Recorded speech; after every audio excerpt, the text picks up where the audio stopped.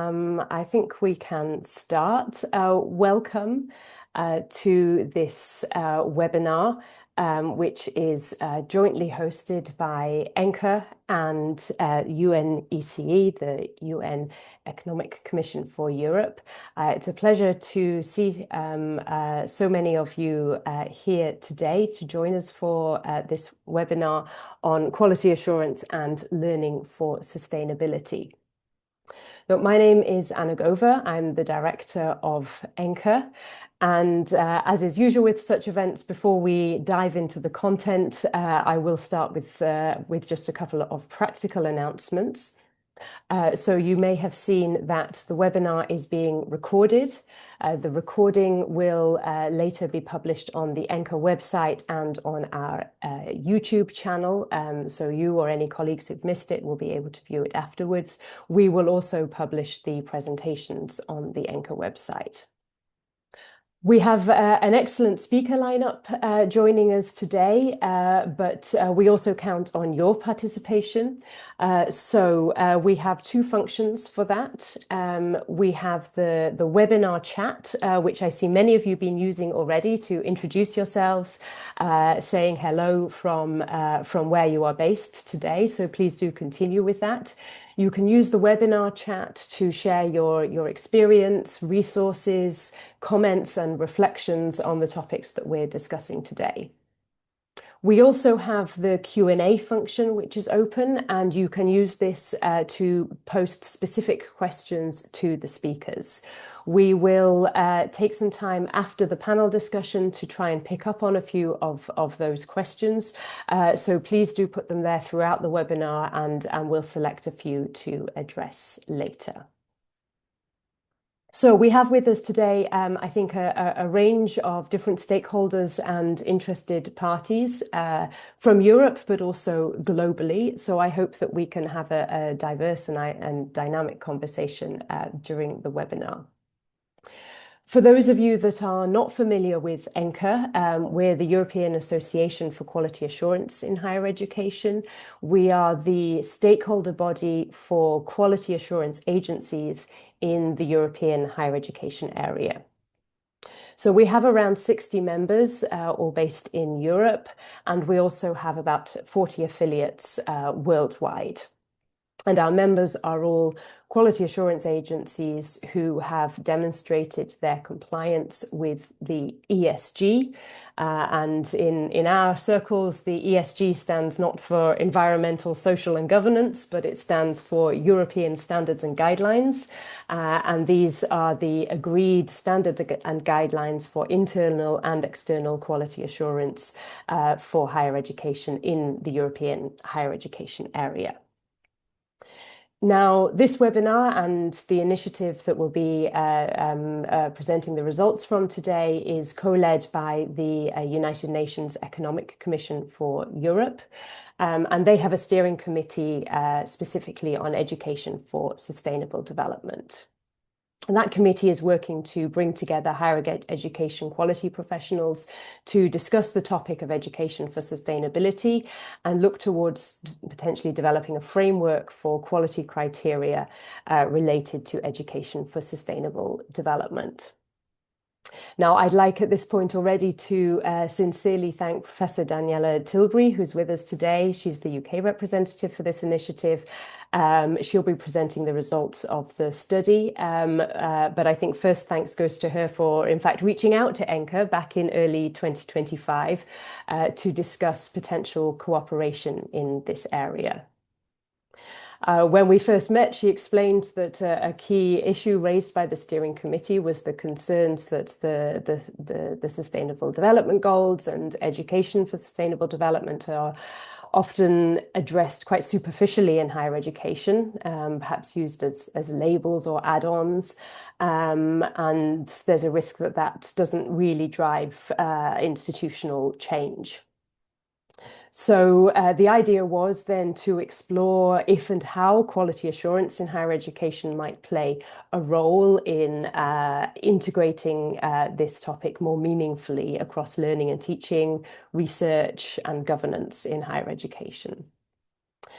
And for us at ENQA, it was also seemed like a very good opportunity for us to understand better the activities of quality assurance agencies in this area, which we hadn't done in an in-depth manner recently as an organization. So going beyond the initial conversations, we very quickly agreed that an important starting point would be to map what are the current perceptions and understandings and initiatives by quality assurance agencies and external QA professionals with regards to this topic. So we developed a survey which was sent to ENQA members and affiliates at the end of last year. And I think with that, I've given a little bit of the background, but I'm very pleased then to hand over to Daniela, who will say a little bit more about the background that she's speaking from, and then present the main findings and the key themes that are emerging from this study. So Daniela, the floor is yours, please. Thank you, Anna, and thank you, ENQA, for this partnership, which it gives me great pleasure to see that it's of interest to almost 100 participants today. It's fantastic to see the numbers and to see that this is an important issue to you as well. So good morning. It is a pleasure to join you today for this session on quality and learning for sustainability in higher education. My function today is to share the findings, the emerging findings from a collaborative initiative that Anna has already explained between the United Nations Economic Commission for Europe and its steering committee on education for sustainability and ENQA. So the work we're presenting today will be exploring increasingly important questions such as, what should the role be of quality assurance agencies and quality assurance professionals in supporting meaningful sustainability transformations in higher education? And also, how do we ensure that sustainability becomes recognized not simply as an institutional aspiration, but as an important dimension of educational quality itself? So let me just start by, first of all, let me just get control of these slides. There we go. Let me start first of all by giving you some context. I think it's really important to understand how we situate this work. So many of you may not have heard of the UNECE Steering Committee on ESD.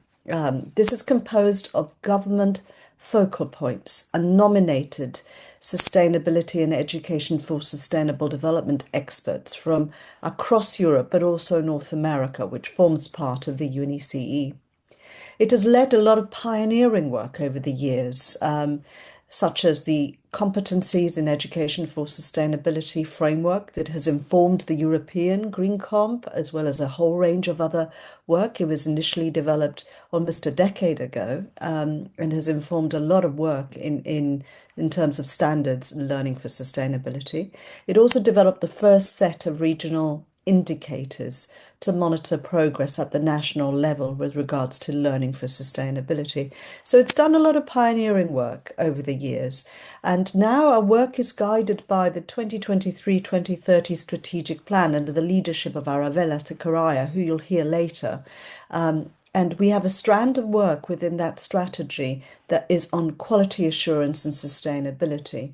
And this is where we're collaborating to develop new tools and support in this area to be able to advance work. But we think it's really important that we turn our attention not just to tools and professional offerings, but that we frame our work much more away from individual capacity building and support towards looking at embedding sustainability and learning for sustainability within governance and leadership structures, within professional cultures and systems.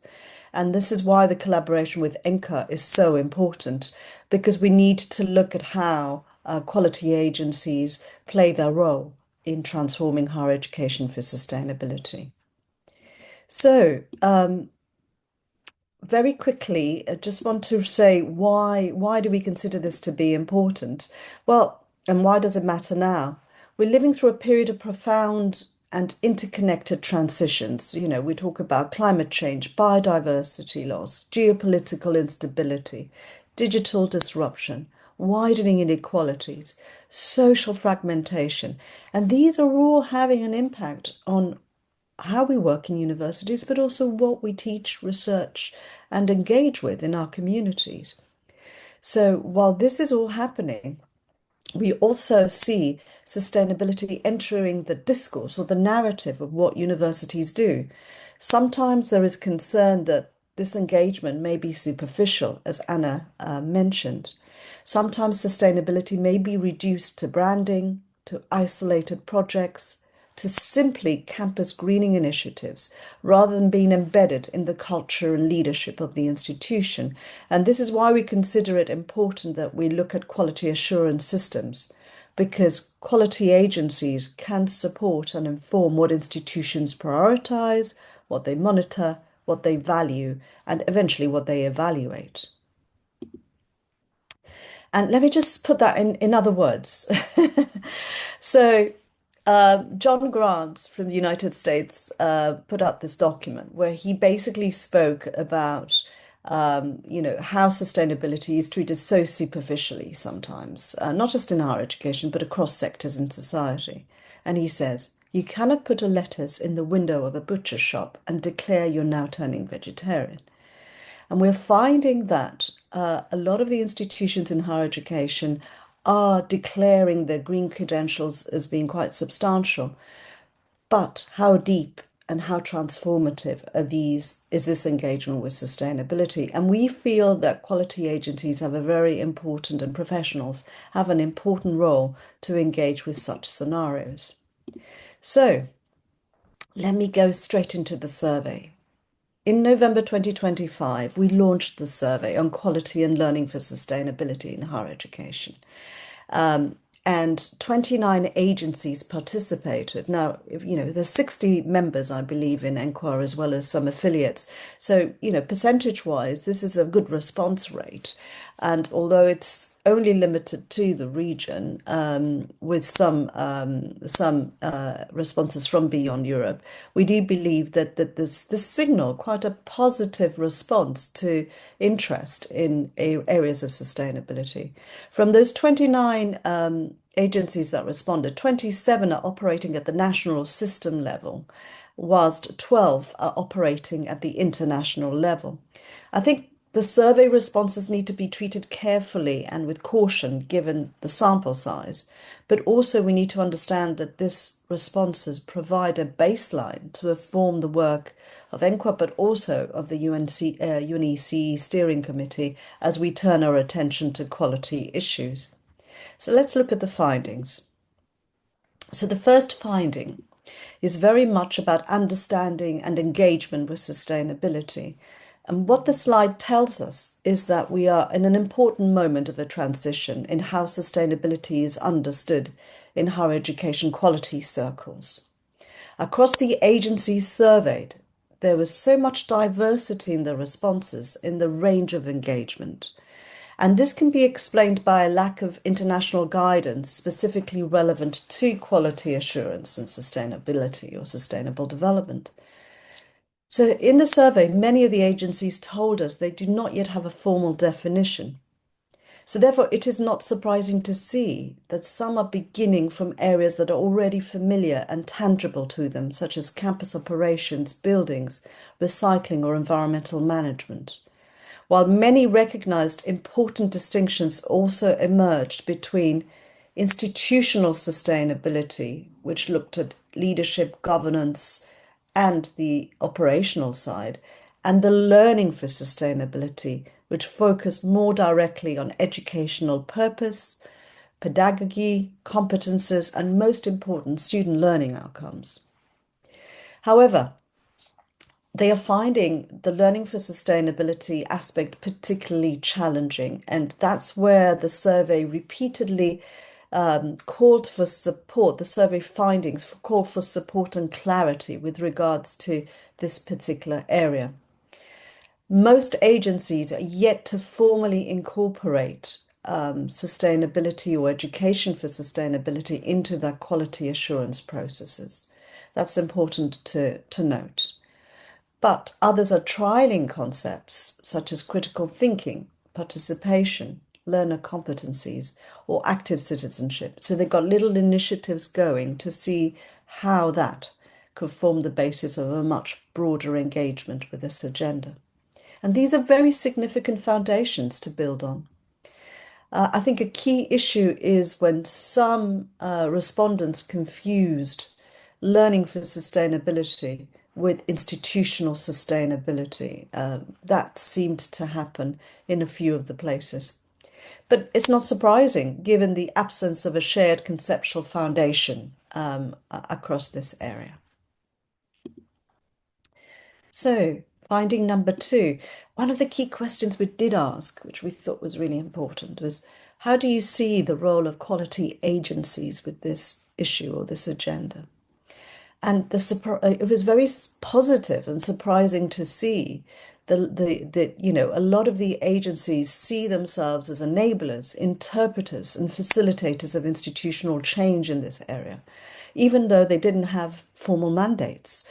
So the indirect roles they were playing was reviewing training and guidance, providing thematic analysis and dialogue, looking at dissemination of good practice, providing subject-specific guidance for programs.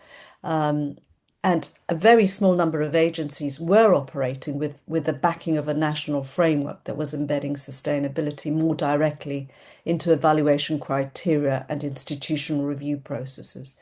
So that's really positive, but it was a much smaller number.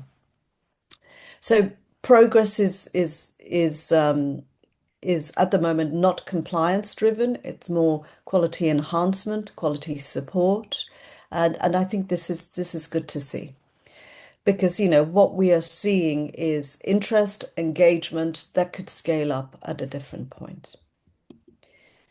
So, examples in practice that emerged. I don't have a lot of time to delve into that today, but I do want to share a couple of examples that did emerge. So in Sweden, UKR undertook perhaps one of the most comprehensive national evaluations of sustainable development within statutory QA processes. All 47 higher education institutions participated in generating recommendations for the sector in this area. And that's one to watch. It happened a little while ago, but I think there were a lot of lessons learned that could be relevant for wider engagement. In Spain and Andorra, ENQA funded AQUA and AQUA to develop institutional indicators linked to SDGs across 9 dimensions, including governance, curriculum, and external quality assurance. And that work remains very significant today. It was elaborated through a very extensive participatory process where stakeholders took over a year to help shape the frameworks that were developed. So again, that is a very interesting piece of work that is worth sharing. The United Kingdom very recently engaged in a quality with the QAA, the Quality Assurance Agency of the UK, to look at anti-greenwash education, and it engaged 130 students across 87 universities looking at co-creation methodologies. We'll hear a little bit more about that from Alex Ryan, who's in our panel. We also saw some very emerging developments from Romania and Cape Verde linked to programs and institutional reviews. What we did see was that, apart from the Andorra example and the Swedish examples, that the others are mainly project-based and voluntary from aspects of the QA community that are interested in this agenda. I'm going to flag another 3 very quick projects without having a lot of time to get into this, but I know that the United Kingdom, for example, also developed a compass of orientation for quality and education for sustainable development, which involved 5 HEIs piloting the embedding of learning for sustainability in their quality assurance processes. And they developed a very extensive toolkit that guides quality professionals in the types of decisions and processes that are required to make the changes internally within an institution. And A completely different reference point is from Australia, the Learning and Teaching Academic Standards for Environment and Sustainability, that provides threshold learning outcomes for graduate students. That was adopted a couple of years back, but also involved a national consultation process with professional bodies, students, and higher education. A very extensive piece of work too. I feel I apologize for not having the time to go into depth, but I thought it was important to sort of signal to you some really very inspiring examples that do exist before I tackle the barriers to integration, because, we also need to identify, where the challenges might lie. And I repeat myself when I say there's still no widely shared understanding of sustainability or learning for sustainability across the European higher education area. And agencies are therefore working without common language or common definitions or clear reference points. And I think they are recognizing in the survey, they recognize that this is a clear barrier. That was one of the most voted aspects in terms of structural barriers or conceptual barriers. But there are also a secondary, and that's the regulatory mandate. So very few are operating with the regulatory mandate, and others are concerned about how far they can push this agenda without national legislation or QA standards being defined. As a result, agencies feel that navigating this agenda without sufficiently clear mandate can be quite confusing.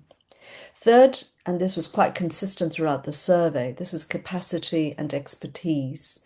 Many reviewers and quality professionals have not been traditionally trained in the areas associated with literacy, institutional review associated with futures thinking, critical analysis associated with transformation, envisioning participatory processes that are related to controversial areas such as this. So this came up. And there's also the systemic and operational pressures. Some QAs, agencies were talking about feeling overloaded, and that's understanding. We're at a time where there's a lot of pressure coming from different areas. So sustainability ends up being quite fragmented because of the pressures, but they also signaled to how ministries and policy domains are also fragmented and therefore makes it difficult to translate that into the practice. And finally, resource challenges. We all know that anything that moves forward will require some investment in training, in methodologies, in reviewer preparation, in gathering evidence. And so, they stress that. Something that came through as more implicit than explicit, but I think it's worth raising, is the fact that approaches must remain sensitive to institutional diversity across the sector. We've got research-intensive unis, applied institutions, specialist providers, private institutions, transnational systems, and a one-size-fits-all model is not going to work. And so that was also raised as part of the area. I'm going to quickly go through the competencies and say these are the areas where professional development was requested, and in terms of program development review, staff training, capacity building, student learning outcomes. And in terms of support requested, again, I'm sort of repeating myself, but the five key things that were consistently reported in the survey: framework and definitions, guidance, tools and methodologies, peer learning and capacity building opportunities, advocacy to make sure that it is integrated within national and regional mandates, and of course collaborative mechanisms with working groups, cross-national surveys, partnerships.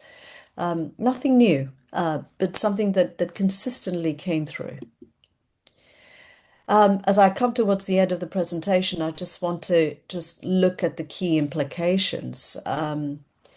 Again, shared conceptual foundations, guidance over regulation, the need for enablers without formal mandates. This is an important one, I think. Not everybody is looking for a mandate from national agencies or regional. Some require it and feel that it is important.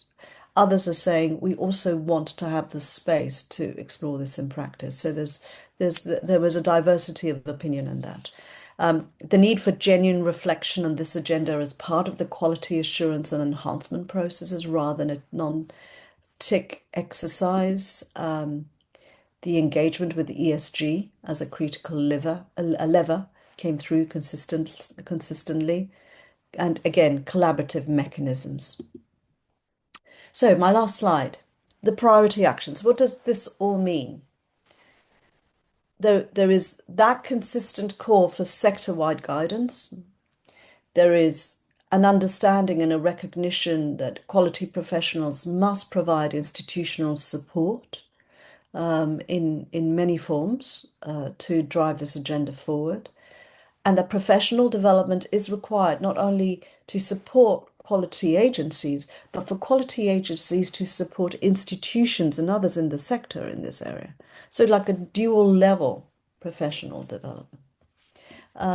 So thank you for listening for the summary of this survey. And we're going to have an opportunity to discuss this presentation at the end of the panel session. So I now invite you to add questions to the chat or to the question and answer aspect of the webinar. And my colleague Anna will be overseeing and collating these questions that will then come back to the panel. And so this is the time where we transition to the next session. And I will ask Dr. Isa Galobardes, Dr. Yuma Insola, and Alex Ryan to join me for this panel. And we're going to swiftly move into it. And I'm going to ask each of you to introduce yourselves briefly, to share your experience and your interest in quality assurance and learning for sustainability, including any relevant initiative or project that you want to share with us at this stage before we get into the questions. Alex, could I start with you? Thanks, Daniela, and good morning, everybody. I really appreciate the invitation to come and join you. My name is Dr. Alex Ryan, and I'm a freelance ESD strategist, consultant, and coach. My experience is on the inside of universities and at that level. In ESD leadership, but also as a university sustainability director. And it's that dual role that has led me to have a very strong focus on quality and transparency and the outcomes for students in how we mainstream ESD. From that perspective, I do see a growing need for ESD to focus not just on teaching practice, but on strategy and quality. And that's why it's so brilliant to see this collaboration and this study from ENQA and UNEC on the role of quality agencies. It is a hugely important discussion as an enabler of this agenda. And I'm very grateful for the mention of the anti-greenwash education project that I led a couple of years ago in the survey findings. I'll say just a small word about it. If we can have the slide, please, Anna, just to say what it was. Anti-greenwash education was funded by the UK Quality Assurance Agency, as Daniela mentioned. And there were two parts to it. This is just some of the essentials on the slide. First of all, in this story, there was the student partnership story. Students worked with us to create a quality framework and used it to rate 132 courses for their depth of ESD integration. 132 students rated 87 courses, I should say. To help students take the lead in having quality conversations with their course teams about what could be better, they created a short online training with films that break down the complexity of ESD into simple language.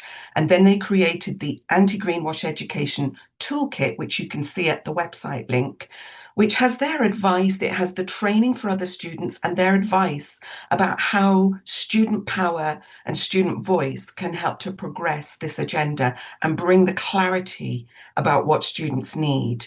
most in this agenda. That resource is available online free at that web link, and all the student training, so you can use it. I'm often asked to bring that into consultancy work that I do. The second part of this story was that there was a quality assessment exercise inside the university before the student toolkit was created. And before that happened, we had rated the depth of progression of ESD across the whole course portfolio to show our executive team what progress had been made and to validate the next steps in the journey and the targets we were setting with the course teams. So we used the framework with guidance and one-to-one support to build that progress picture internally. And that exercise created a huge wave of empowerment, clarity, and cultural steps forward in how this agenda was working. On the left, you see the 4 principles that were the quality framework. And I was very interested in the report that triple bottom line was noted from a sustainability perspective as being a little bit old-fashioned and out of date. Actually, in the conversations about ESD progress, we found it was so important as a tool for thinking about ESD that it became the threshold principle in our framework. And then we had 3 improvement criteria that showed how deep it is in the course designs and the students' learning experience. So that was our project, and it caused quite a high rise in appetite and demand when we worked with students and with academics on this agenda using scaffolding with sweet frameworks like this. And so this use of quality scaffolding, I think, is incredibly important. And that's why it's really interesting to have this discussion today about what that would mean up from the institutional level at the national and sector agency level. Thank you. Thank you very much, Alex, for sharing that particular example. Can I go to Isaac, who I know is in Andorra at the moment? I can see your flag in the background.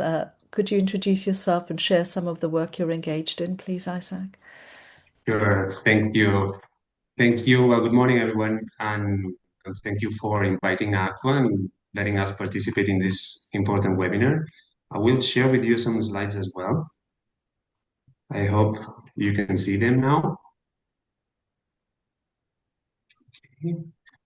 So, I'm Isaac Galavardes. I'm the director of the Quality Assurance Agency for Higher Education in Andorra.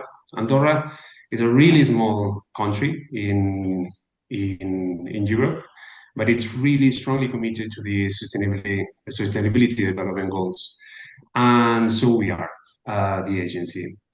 Sorry, just to say, we don't see the slides yet. You cannot see the slides? We Sorry? don't see any slides, no. Oh, well, in any case, let me see now. Now you can see them, right? Now we have them, yes. Sorry about that. So I was saying, ENQA understanding or definition of quality is fitness for purpose, as many of you do. So when we do this, some questions arise. Basically, what is the purpose nowadays of higher education? So in ENQA, we believe that higher education is increasingly focused on global economy, on economic aspects as employability, and so on. If we have a look in this outdated diagram of sustainability, but it's really helpful to see the unbalance that we have in the 3 pillars. So we have the economy, really big nowadays, society, and environment. So in ENQA, we strongly believe that the mission of higher education, the purpose, should be to train global citizens. So more balanced professionals, considering the 3 pillars. So with this idea, we cannot see sustainability outside of higher education quality. So with this idea, we've been working in different projects. We started in 2017 with a simple correlationship between the ESG and the SDG. The results of this project were used to start a bigger project funded by ENQA with collaboration with our colleagues from Spain, in Aragon, Apua, and actually led by Daniela. And Daniela was talking about. It was a project that aimed to evaluate the sustainability performance of higher education institutions with different dimensions. And we gathered these results in Andorra. We gathered these results to start again in 2025 to develop different tools to basically evaluate this sustainability performance. Tools that can consider different dimensions and different priorities. Basically, all these projects, we gathered the results from this experimentation, and we could see that we have different challenges. So as quality assurance agencies, we are using the ESG. So it's a fundamental, valuable framework that we have to use in order to do our evaluations, but it's focused on learning and teaching. And we think that if we want to introduce sustainability in quality, we have to go for a more holistic approach. There are other dimensions that have to be considered as well: governance, institutional quality, institutional culture, for example. So we strongly believe that we need a lot of experimentation, we need innovation, and most of all, we need international collaboration in order to get our objective, that it would be, a common framework, something like the ESG plus SDG. But we strongly believe as well that we have a big challenge, that it's not only measuring sustainability, but it's redefining the purpose, the mission of higher education nowadays. And this is what I wanted to share. And I hope that we will talk more about all these things that I presented. Thank you. Thank you very much. Thank you, Isaac, and thank you to Andorra for its leadership on this agenda over the years. So we will have an opportunity to discuss this further, but I pass the microphone to Yuma. Yuma, who is from UNESCO and will be talking to us of her work and her engagement with quality agencies in this agenda. Thank you, Daniela, and thank you, ENQA and UNESCO for convening this important dialogue. And please, I'm very pleased to join Alexa and Isaac in this conversation. I'm speaking today from UNESCO ISAC, the International Institute for Higher Education in Latin America and the Caribbean, where our mission is to support the transformation of higher education systems so they become more inclusive, relevant, resilient, and capable of contributing meaningfully to sustainable development. From my perspective, this discussion is particularly timely because one of the most pressing questions for higher education in the region today is how sustainability moves from aspiration into a core architecture of quality. And our work across Latin America and the Caribbean shows both encouraging progresses and important gaps.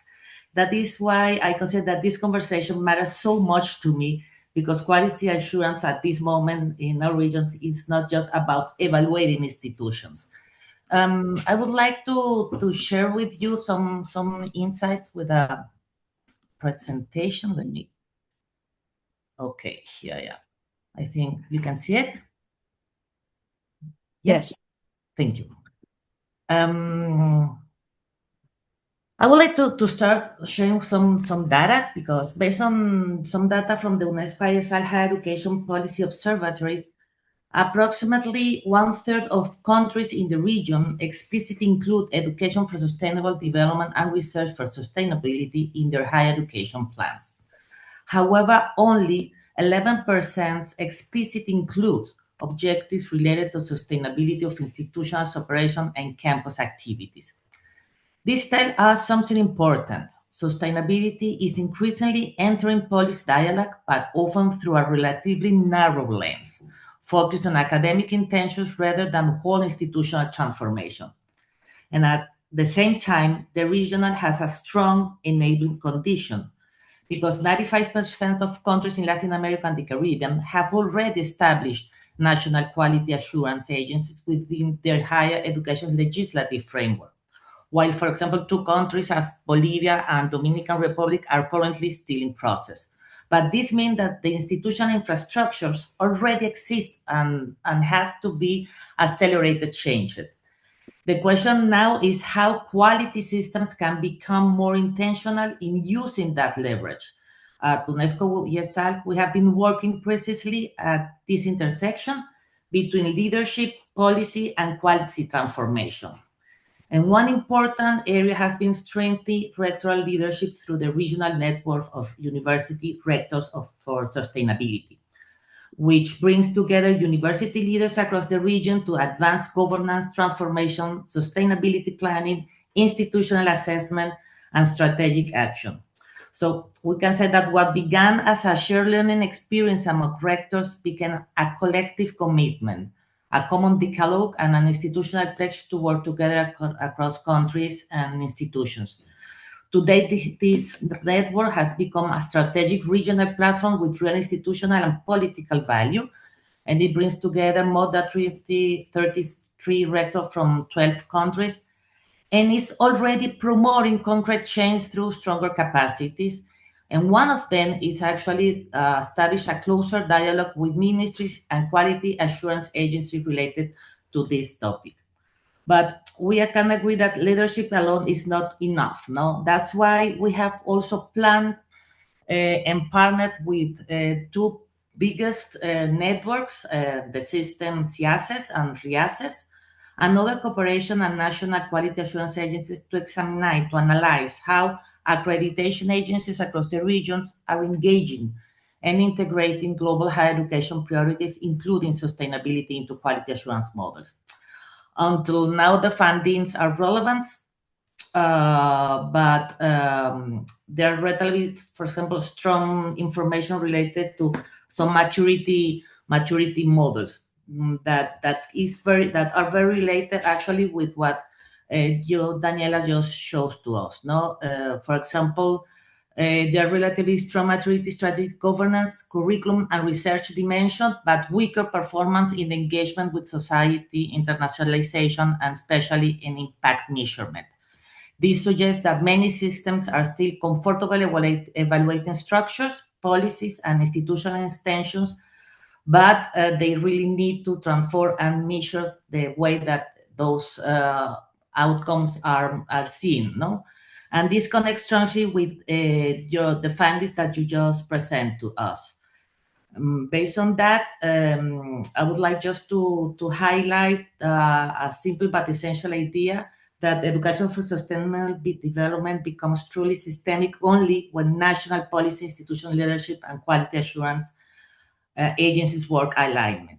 And for me, the future direction is clear. Now, quality assurance must evolve from asking, do you have a sustainable strategy, to asking what change has been made because of it, or what measurable impact are universities generating in their communities and territories.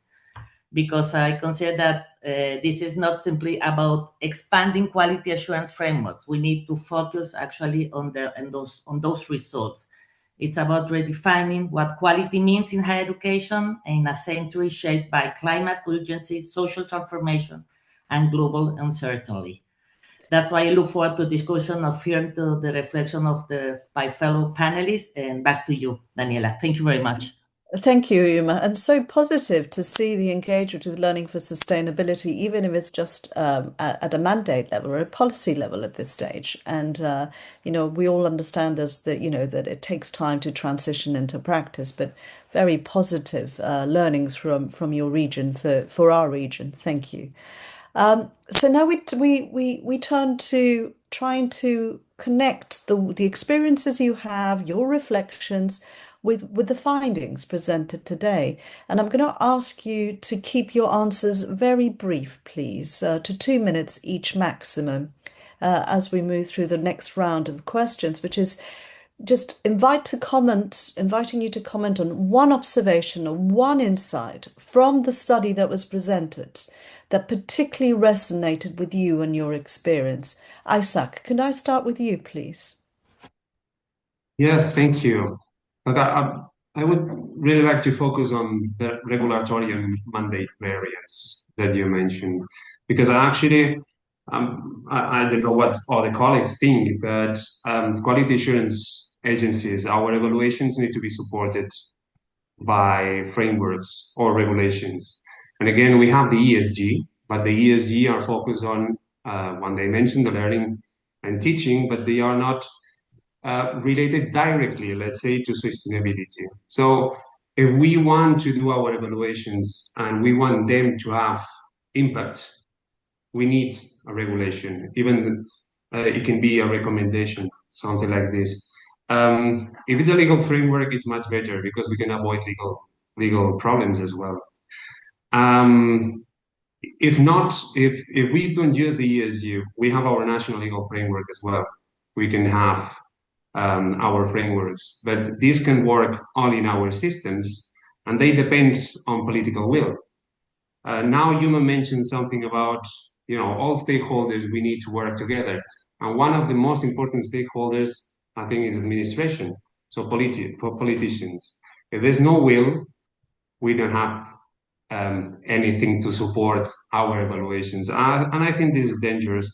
And even if we have this, if we have a framework, a national framework, we can have a small problem because we can have differences between nations and maybe we cannot achieve the European higher education area objective of recognitions and mobility. So it's complicated. So we need to work. I think international collaboration, these conclusions that you mentioned, show us a little bit of light. And if ENQA or quality assurance agencies under the umbrella of ENQA and UNICE can work together, even with people from the other parts of other regions, like you mentioned CIATHIS, GEOM as well.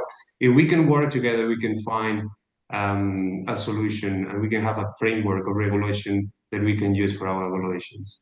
Thank you. Thank you for marking for us that particular pathway as an option to be able to advance this agenda. I think that is a terrific proposal. Thank you very much, Isaac. Thank you. Can I turn to you and in terms of signaling something that resonated with you? Oh, sorry. Can I'm turning to Yuma now. Thank you, Isaac, for your sorry. There was a sorry, problem is with the connection. Sorry. my signal cutting out, is it? Yeah, but I think it's my problem. Sorry, Daniela. Sorry, That's okay. Yuma. Understand. Thank you very much, Daniela. Well, I think that the finding from the story that the document that you showed to us, Daniela, resonate very deeply for what we are observing across the region. For example, there is a growing willingness to integrate sustainability and learning for sustainability into quality assurance systems, yet significant conceptual, methodological, and regulatory gaps remain at this moment. No? And this is highly significant because without a common language, it becomes difficult to assess or support or improve this practice. Actually, in Latin America and the Caribbean, we see this similar reality. No? Sustainability is increasingly present in institutional discourse, in their strategic plans and social responsibility framework, but it does not always translate into evaluable criteria or verifiable evidence or impact indicators. And that's why I consider that if equality agencies do not share a coherent understanding of sustainability, the meaningful evaluation become inconsistent. So we see this exactly in Latin America and the Caribbean, and I think that we have this common shared needs between both regions. Thank you, Yuma. Again, signaling to us the importance of that clarity, that marked pathways to be able to advance the agenda. Alex, can I turn to you, please? Thanks. Yes, and I love the consistency that Yuma's just flagged. If we come back to my perspective from inside universities and all the other universities I work with now, it's the first barrier that's mentioned in the report that is really big for me, the clarity and confusion of concepts and language, because that unlocks progress in capability building, in regulation, in the system and the culture, as Daniela said in the opening presentation. You can see, I have seen time and time again inside universities that the struggle with the different flavors of ESD in different subjects, as well as the struggle with what's different about this to existing mainstream education approaches. These two struggles get really complex. Academics, leaders, and people working inside institutions with good intentions get in a bit of a mess trying to find the perfect clarity amidst all this difference. But students want it simple and action focused. They know what change they want in the world. They just don't know what skills it's going to take to make the change and what education will get them those skills. And so the need comes in for simple scaffolds that find the bridge between inclusion and definition and permission. And quality agencies are brilliant at doing that anyway.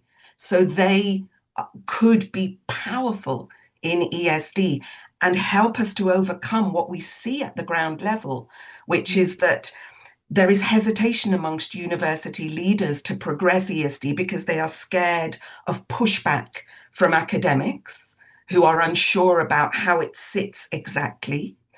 And we see academics, actually, I've seen when we've worked with quality scaffolding, academics let their breath out and they are relieved for some loose criteria that are just the right size, a sweet spot in the middle.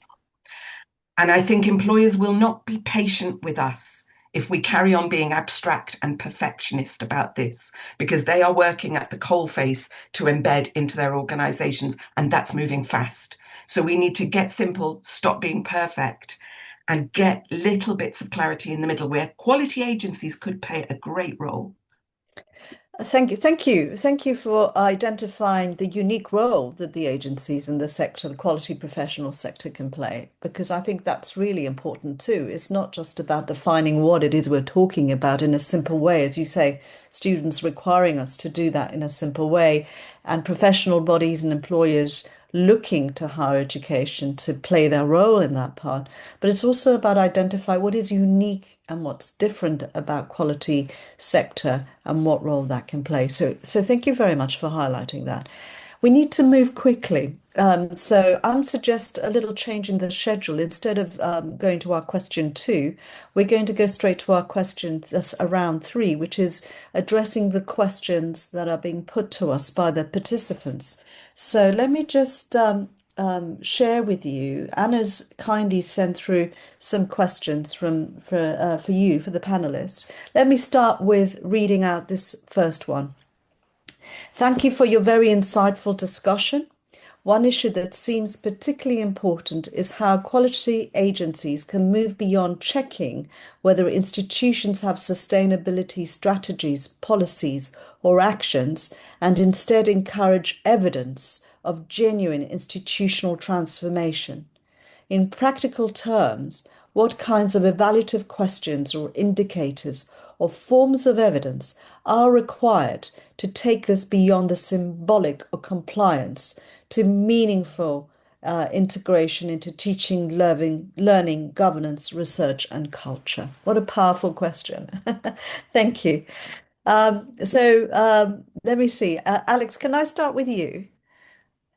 It's a huge question and a brilliant question. So it's almost like, oh, where do we start? I think if I think about, I've got 2 examples in my mind of 2 countries that I work in a lot at the moment. So in the UK, we've had a very interesting move from the Quality Agency to produce some guidance that is orientational, but perhaps not always implementable at the ground level. So they produced some national guidance, which was a great introduction to ESD. I'm not sure how people practically use that other than for really good academic practice discussions. But this agency in the UK also did put it in a very implementation focused place, which is to require the subject benchmark threshold statements that work nationally to start to interpret and apply this in each subject. And that's important and useful because those subject national benchmark statements are expressed in every single course development and approval in the UK university system. So there's a link to direct practice in how courses say that they are quality when they are being approved to run. There's a different, I think that's a great example from the UK. There's a different interesting example going on in Ireland at the moment, where there is national strategy, not just for sustainability, but for ESD. And there's also a link to reporting requirements in the national performance framework for universities, where they are now asked to say how they are progressing ESD. There's one more step for Ireland to take, which is to have a shared indicator for that, so that every university would arrive at a shared same way of reporting. But they are moving in a really interesting way along that journey at a practical level. Thank you. Thank you, Alex. And again, another tangible example where there is a lot of great emergent practice, and we're going to watch the Irish higher education sector quite carefully. Isaac, would you have anything to add on that? Well, a few things, because actually the project we are working now is based on defining evidences and indicators. So it's a little bit immature here in Andorra. But maybe I can share with you maybe something similar as Alex was mentioning. There are the green competencies. Actually, now Europe is moving, and there are even Erasmus Plus projects. We have some colleagues from Valencia working on those projects to define these competencies that should be implemented in all studies. So maybe we can go to do an evaluation of, programmatic evaluation or basically institutional evaluation and see if these competencies are achieved or not. Here in Andorra, for example, we are not using the green competencies as per se, but we have like a soft skill, transversal competence that all programs need to have, and it's related to sustainability. It's not really strong. We would like to have something else, but at least, you have some evidences. Universities have to demonstrate that at least, students get this competence before going to the market. And other things could be, training the academics. We were talking about the difficulty and the different ways to understand learning for sustainability or sustainability. So training academics at the university, and then the research output. Is it good for, society, environment, or the economic, for sustainability? So they can demonstrate that they are fulfilling the sustainability performance, for example, with these indicators and evidences. Thank you.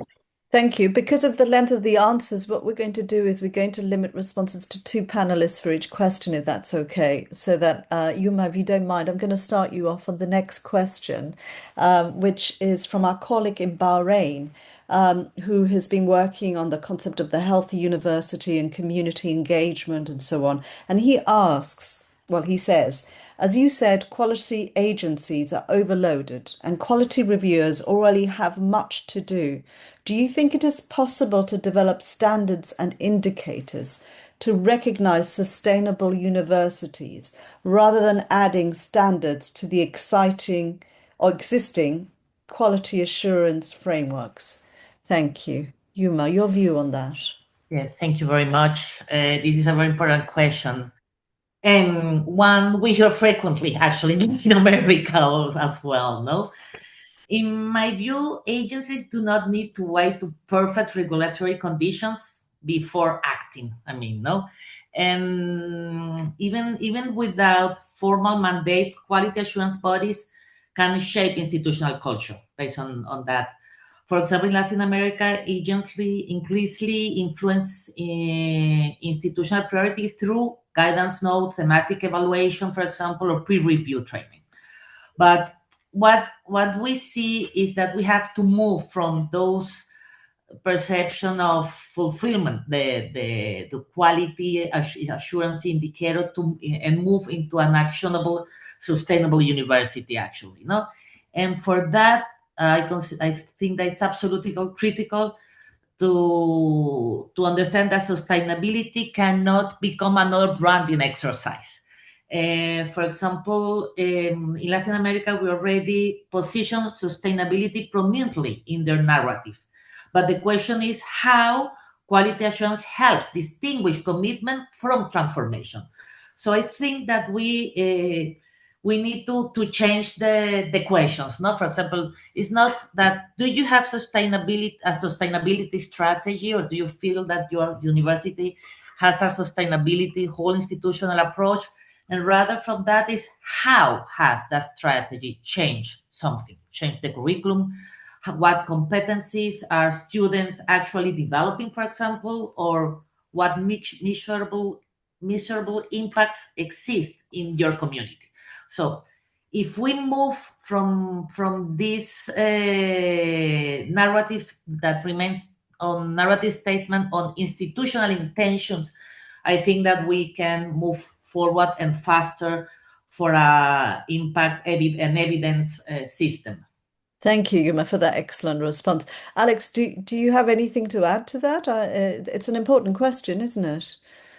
It's a really important question and a difficult one. And I was sitting here thinking that actually, in truth, what I think I want to say on this point is possibly controversial. You said, Daniela, earlier that we value what we monitor inside universities. And I think currently quality agencies and regulatory frameworks in our sector are very driven to measure all sorts of things, and it takes time and energy to do so. Arguably, we are not measuring all the right things. And I think what's in my mind is I was in a coaching triad yesterday with a university that's trying to progress their ESD framework. And they talked a bit about their employability team and their employability agenda and measures, and how difficult it is to bridge ESD with that. I think if I'm honest, I would prefer that we dropped some of the old employability indicators and instead had ESD as an indicator that actually talks to the real skills students need now for the workplace. Now, that's controversial. It's politically difficult to achieve, but it's not about adding a new indicator. It's actually about getting rid of something and putting ESD in a much more powerful place. That's the truth of actually what I'm thinking about in this question. Thank you. And obviously, as an advocate for learning for sustainability, that's your ideal scenario. Thank you so much. I'm going to turn to Isaac with a new question. And this question also brings a little bit, I think, of controversy, or maybe a little bit of questioning, deeper questioning. It comes from a colleague from Sweden, sorry. And this person says, as an engaged citizen and professional, I fully support the agenda for sustainability. But from a political viewpoint, HEIs in Sweden are more doubtful to a political agenda setting if it links to quality assurance. Not because sustainability is a threat, but because it may open up questions about values that are threatening academic integrity or core values to academia. And we as HEI should be safeguarded from that. How do you reflect on this tension between one agenda or the other? I don't know whether the colleague who posed the question might like to add a little bit of clarity with regards to that tension as they see it. If you're able to join us and open your mic and just explain a little bit that tension before Isaac addresses it, that might be really helpful. I'm sorry, I don't have your name here. It was an anonymous contribution, so Oh, okay. yes. So Isaac, if you're able to respond to this perceived tension between embedding in quality assurance and the values that threaten academic integrity and core values. Do you see that in Well, Africa? Do you see a tension? actually, I could we could see a tension when I mentioned before, political will. So we can see in different countries nowadays, and even different parties in different countries, they don't believe about sustainability, anything about sustainability. So depending who is ruling a country, I can see tensions on that. So why to put sustainability in quality when you don't believe in sustainability? But as, let's say, defenders of sustainability, and again, because we understand quality as a fitness for a purpose, and we think that higher education should have the mission I mentioned before, I cannot see a problem on academic integrity or academic freedom, let's say. I cannot see how it affects. Maybe if the anonymous attendee could give a little bit more detail, or maybe the other panelists they have another opinion. Thank you. Thank you, Isaac. We were just interested to see if you've seen that tension in Andorra. But Yuma, have you experienced anything similar in the region? Well, maybe I think that what important lesson from Latin America is that we have the strong tradition of understanding higher education as a public good and as a driver of social transformation. So those are main mandates on Latin America and the policy dialogue. So university in a region have historically engaged deeply with question of equity, integrity, social inclusion, community engagement, and territorial development. So in trying to take back the conversation to the topic of the webinar, I consider that this creates an important foundation for sustainability conversation. We are talking about, when we talk about integrity, we are also talking about sustainability. So we need to link both concepts in order to understand that we need to have stronger methodology to move from social commitment to measurable impact. And when we talk about integrity, we're talking also about those commitments. Thank you. Alex, do you want to add something brief before we go to the last round? I suppose just that rather than tension, I have seen suspicion from academics before you begin working together on this. But that suspicion soon changes if you take this back to the students, because what academics care about the most is to develop and empower the students. So when you come back to the big fat why are we doing this, and students, the values connect, the passion connects, and actually then introducing soft and the right size of measures and indicators and clarity shows them that actually that's the way to best equip our students. And that's where it stops being tense and becomes liberating. Great, thank you. And the final question from Jacqueline, who says, would you kindly share a tangible example of how quality agencies provide institutional support in this area, please? So not just generating frameworks, not just perhaps looking at mandates, but the specific examples of how quality agencies may provide institutional support in this area. I'm going to start with you, Alex, as a last round. Oh, sorry, would you say it again? I took a moment to just respond to somebody in the chat. Beg your pardon.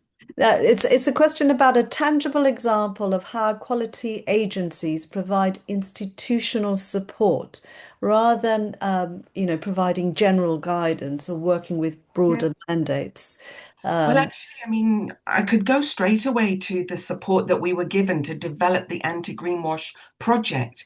The quality agency decided to fund a couple of practice-led, peer-led development projects to innovate the agenda. So, for example, our project involved 3 universities. So we were going into the issue from a practice ground level, really at the coal face. And that's what quality agencies do really well when they derive standards and framing from the truth of academic practice. So I think that spot funding innovation from the community of practice is a great way. Thank you. And Isaac, could I turn to you for that question? How can quality agencies, given that you work in a quality agency, how do you see your role in terms of providing institutional support? Yeah, it's a good question because it's what we are trying to do here in Andorra with the projects that we've done that I presented from 2017 and the most recent. What we are trying to do is first develop some tools that are easy to be used, and actually higher education institutions can use them just to evaluate. Finally, they get a number that it's a reference of sustainability. But the most important thing is the process, is how people from the agency goes to the university, shares evidences with the university, and this dialogue to make them understand that some things that they are doing are excellent, but maybe some others are well, they can be better. And this is let's say, a process of auto reflection that I think is really important, and I think this helps them. Thank you very much. Thank you. So the experience from within the agencies is just as important as the recipient of the professional services and the information.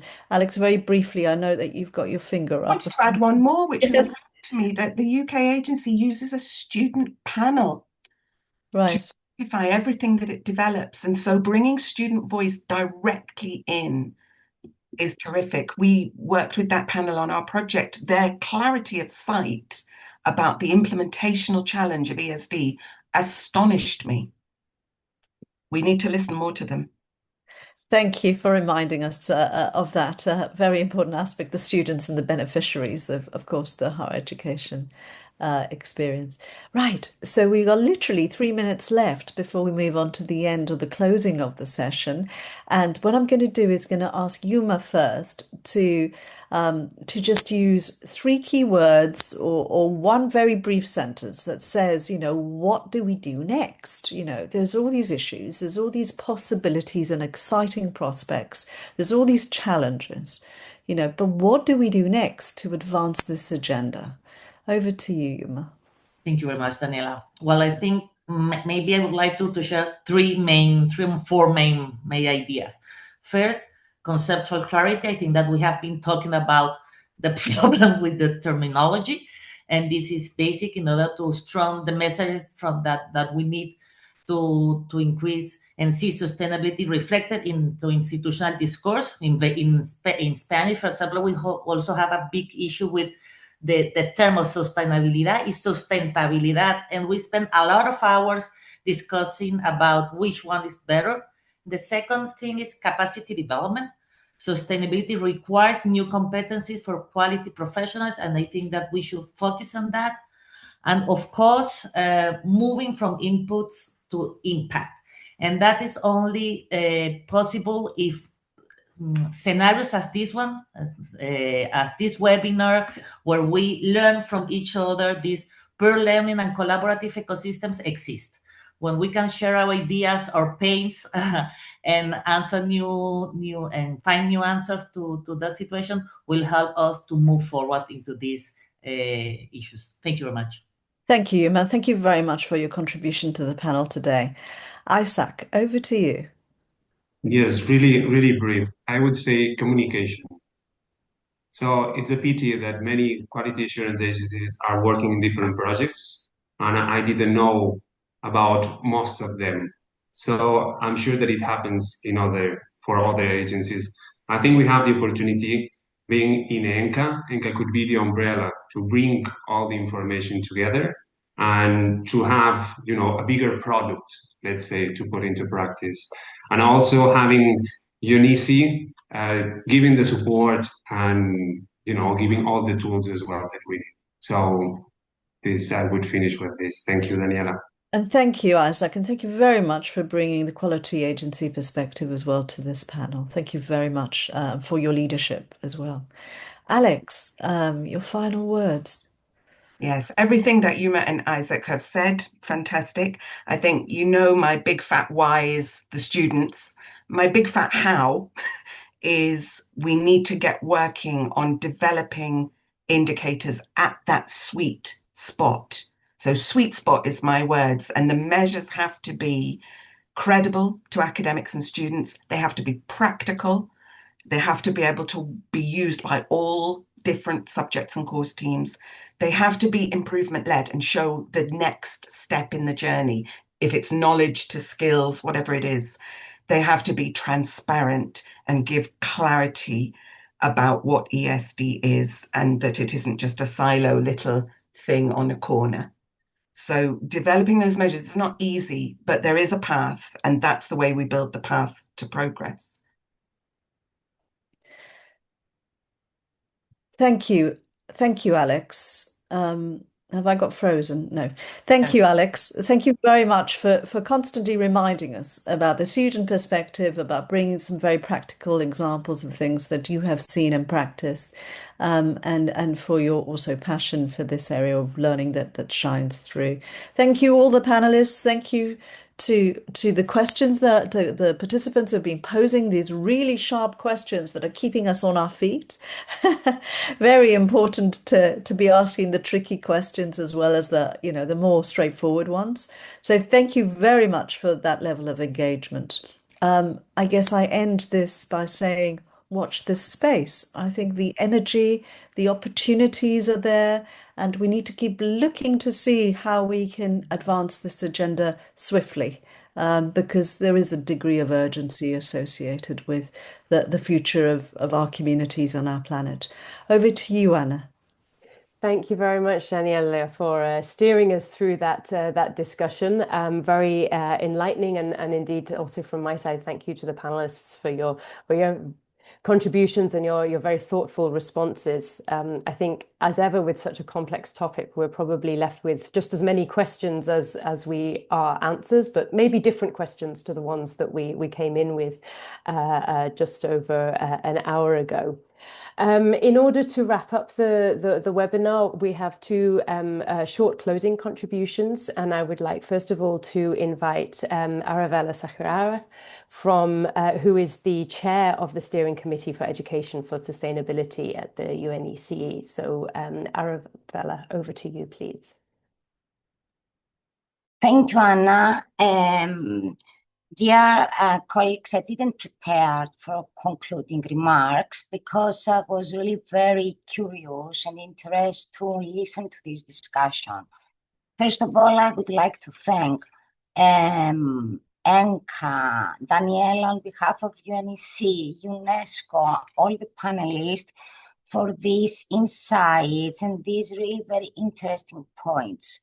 From my point of view as a chair of the UNECE, I would like to address three things.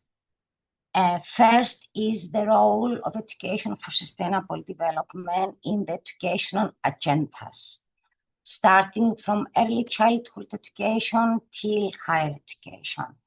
This is not an illicit issue. This is not something that should be considered as another initiative in the educational agendas, especially in higher education. Daniela, in her findings, addressed that in higher education, ESD remains fragmented. The results of the fifth cycle of the UNECE ESD strategy shows that despite the progress that we did in the lower levels of education, higher education is still struggling despite the improvements. This is very critical because to have a continuation and create this sustainability culture we need to have a continuation of these policies and the systemic confrontation. So ESD is not just an initiative, but is the quality of education. And we have to, as people that were working in the field of ESD, independently from what ENQA is very critical to work more closely, especially these days where the challenges that we're facing in the emergencies are showing to us where to move. And sustainability, from my point of view, is the only direction. The second thing I would like to address is that Daniela said something really very interesting, says that I feel that I repeat myself sometimes. You know, we know all these things that presented, but having the findings and having the evidences sometimes is really very important, even we know them, just to address or stuck on them and continue one step forward. And the third that I would like to address, and this came from the discussion that, not the discussion, the messages of the panelists. Isaac mentioned something very critical, which has to do with the quality assurance agencies and the quality assurance in general. refers to holistic approach. It's time to bring all these things together. And quality assurance mechanism should be understood, not something that we will ticket, but something that will improve an institution. And I think that this is the main gap that we are facing. People, they feeling that when we are saying quality frameworks or quality assurance mechanisms, they feel that they will be evaluated. You must set it very clear. Quality is not about evaluation. So from my point of view, what is really very important is that we have to make all the stakeholders in the process from bottom to up and up to bottom to understand what is this quality assurance. And it's very important to be meaningful for them. Alex share very good examples from higher education. This shows that we are not starting from the scratch, but we have a lot of things to do. I'm concluding by saying that I'm very happy because this webinar from our site is UNEC, and I would like to thank you, Daniela, for taking this initiative, as well as all the other colleagues for getting this process. It's the first webinar that we are doing regarding quality assurance in higher education. UNEC is the steering committee, is a platform, is a process, very strong and governmental process, including 56 countries for collaboration and cooperation. I think that it's time because we need synergies. Isaac said about communication. I'm saying that it's ever important. I mean, these days is more than challenging to us to be together. Let's work together, all the stakeholders, organizations, to see this, not a theory, but the vision of sustainability to be integrated in a more coherent and concrete way in all the institutions. Quality assurance is very critical, but it's not just performance and accountability. And this message is something that we have to pass it in a very clear, simple, and meaningful way to all of them. I'm sure that through the UNEC and with all the rest of the partners, I think that we can organize a number of activities that can pass through this message. Thank you from my side, and thank you for inviting me. Many thanks, Arabella, for these reflections and clear call for action. So last but absolutely not least, I would like to hand over to Cristina Gitulice. She is the director of the Romanian Quality Assurance Agency, but she speaks to us today, importantly, in her function as president of ENQA. Cristina, the floor is yours. Many thanks, Anna, for the introduction. Indeed, I was happy to see that Romania had a small spot on the presentation and within the study that have been elaborated. Hello, everyone. I'm indeed very happy to see that there is such a big interest on a team that for sure, I think there is no arguments around the higher education systems that it's very important, not only for education, but also for our lives in general.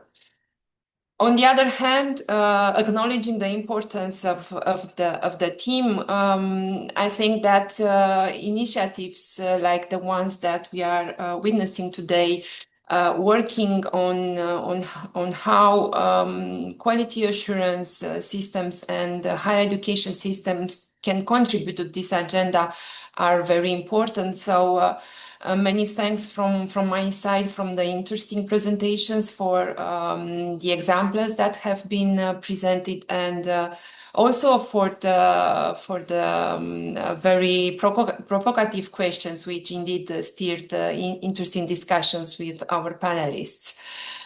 What I have heard for the last 1 hour and a half almost was that quality assurance and quality assurance agencies are very important. So somehow I'm feeling now a little bit overwhelmed by the scope and the expectations which have been expressed towards quality assurance. So in a way, I'm also feeling obliged to kind of put the discussion into the context of how quality assurance works, both at the national level. We had an example, and also at the European level, where the focus of ENQA is mostly described. Of course, we have this balance between what quality assurance can put in place in different national contexts, and on what we can all agree that it's important, that in a way should be the focus of quality assurance at the European level, because of course we speak about the European higher education area, and about the commitments which have been established by the ministers of education in this area. And we have to also look at which is the political endorsement between the scope and the activities of quality assurance, both European level and national level. And indeed, it was several times underlined that in order to have systematic activities, the political endorsement and the mandate and even the legal mandate from the authorities is very important. On the other hand, it was expressed that there are and could be quality assurance agencies which take, because they think it's important, they take this objective as or at their own decision, trying to contribute to fostering sustainable development. On the other hand, we are in this both national, international context in which indeed we see the need for simplification. We see governments asking for, maybe even investing least resources in everything that it's related to quality assurance. Also, the institutions are pushing for simpler, flexible, faster procedures, and even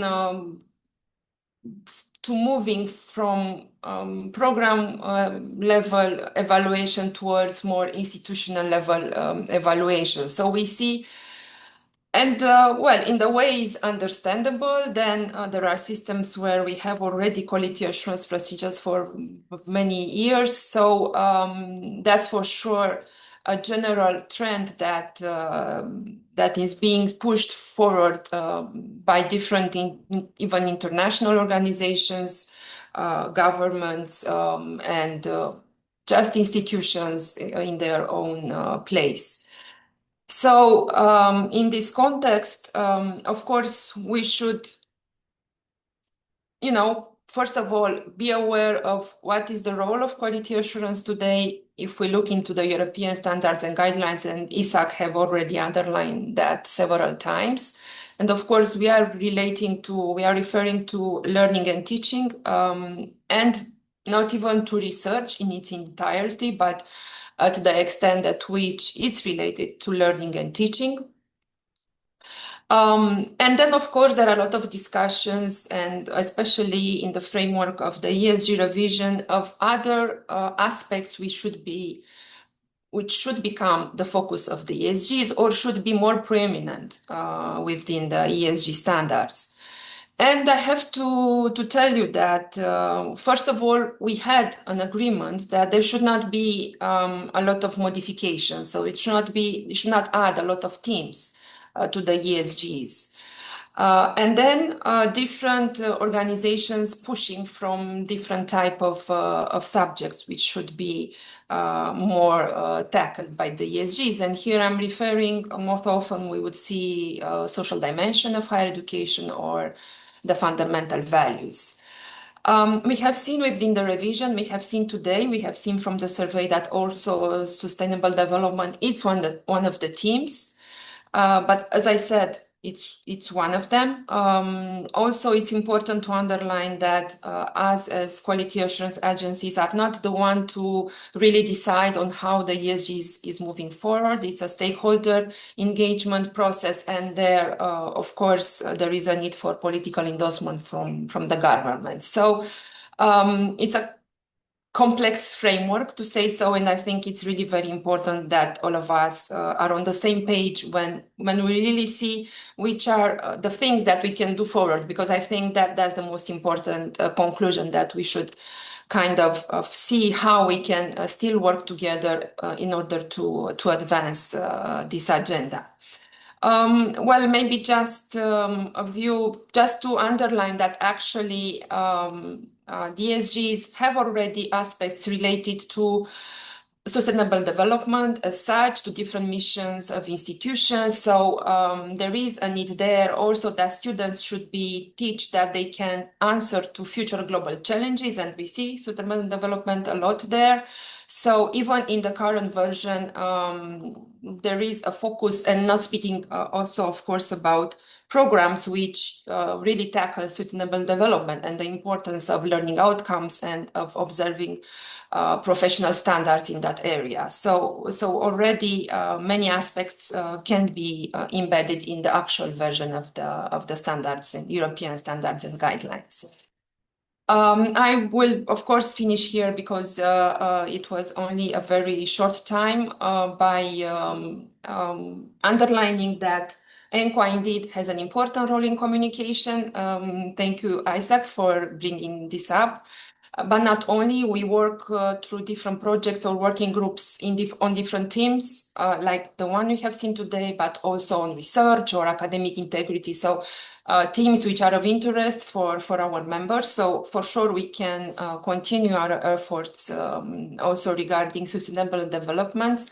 So many thanks to the steering committee for starting this work, and especially to Professor Tibori for her effort and her valuable contribution in drafting the study and for today's webinar, and also to our director, Anna, which was in close contact with the UNCE. Again, to all the panelists and to all the participants for taking the time and contributing to this very meaningful and important subject on the agenda today. Many thanks, everyone. Thank you, everyone. Thank you, Christina. And I think with that, we have time up and we close for today. But for sure, it is the start of the conversation, not the end. And we look forward very much to continuing the discussion. And with that, I wish everybody a very nice rest of the day. Thank you.